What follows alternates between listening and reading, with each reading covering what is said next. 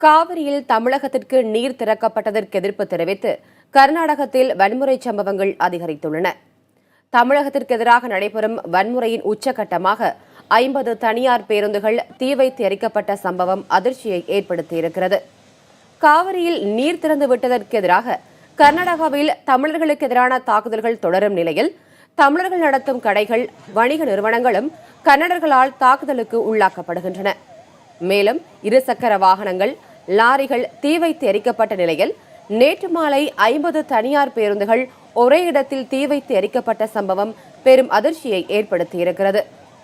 மைசூரு பெங்களூரு சாலையில் உள்ள நயந்தனஹள்ளி என்ற இடத்தில் உள்ள பேருந்து பணிமனையில் நிறுத்தி வைக்கப்பட்டிருந்த KPN, SRS நிறுவனங்களுக்கு சொந்தமான பேருந்துகளுக்கு கன்னட அமைப்பினர் தீ வைத்தனர்.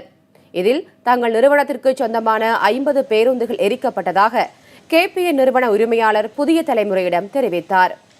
பேருந்துகள் கொழுந்துவிட்டு எரிந்ததால் பல கிலோமீட்டர் தூரத்திற்கு புகை மண்டலமாக காட்சியளித்தது.